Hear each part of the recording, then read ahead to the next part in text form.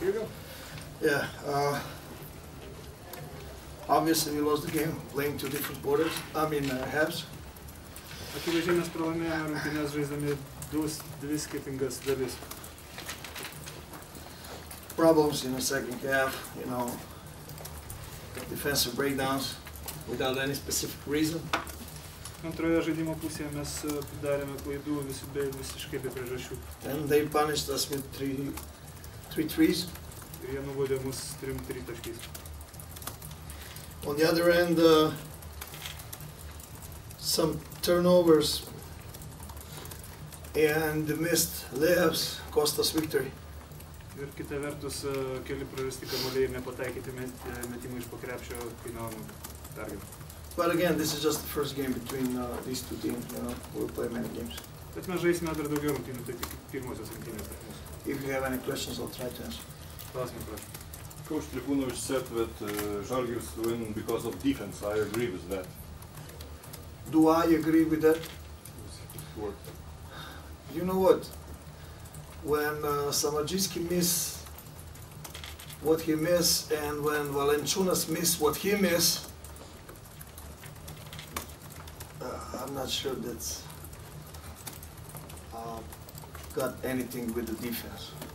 Klausimas buvo, Trifunovičius pasakė, kad rungtynę Žalgiris laimėjo dėl gynybos, tačiau treneris galbūt taip nemano, nes jeigu nepataiko Samadžijski ir nepataiko Valančiūnas tai, ką jie turėtų pataikyti, tai galbūt nėra gynybos. But they did play in the second half, like EuroLeague caliber of defense, of course, they're a EuroLeague team. Tačiau antroje rungtynių pusėje Žalgiris iš tikrųjų pademonstravo EuroLygos kalibro gynybą. But I think it's more about us, just being focused, finishing the play. Tačiau treneris mano, kad priežastis tikriausiai yra pačioje Lietuvos Ryto žaidėjų sąmonėje, baigiant rungtynės dėmesio koncentravimo.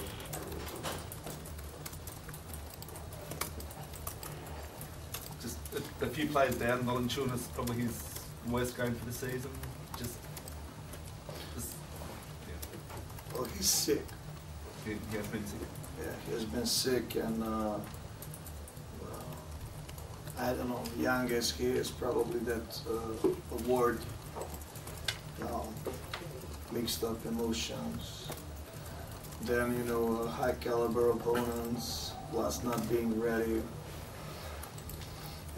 Last game he played well, this game he played bad. Ups and downs, that's something that we need to swallow. Klausimas buvo apie Valančiūno žaidimą, kodėl jis šiandien taip prastai pasirodė. Treneris mano, kad iš esmės tai buvo dėl ligos, dėl to susijaudinimo gavus apdovanojimą ir dar kita vertus labai stiprius varžovus turėjo, bet jis būna taip jaunam žaidėjui, kad būna ir pakelindamis žaidimą. I just want him to be more, stay healthy for a long period so he can, develop. Treneris linki jam, kad jis kuo ilgiau liktų sveikas ir ilgesnį periodą ir vystytųsi kaip žaidėjas. I mean, his sickness started even, right after even before New Year's Eve, rotavirus, then temperature, then throat. Valančiūnas susirgo dar prieš naujus metus ir virusas, ir temperatūra, ir gerklė buvo. Hey, but again, this is Žalgiris game, man. No alibis. Tai rungtynės su Žalgiriu pasleisti neturėtų. Actually, on the same theme, did you notice the difference in the dressing room before the game, sort of with Žalgiris as the opponent today? To be honest, I believe that we were focused. We showed that in the first half. We showed, quite an energy. We were doing things that we wanted to do. It's okay.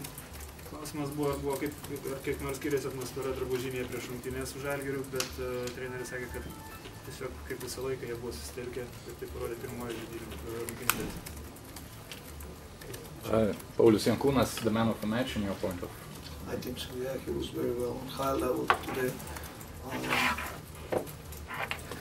Did all the good things offensively, defensively, closed the game very good.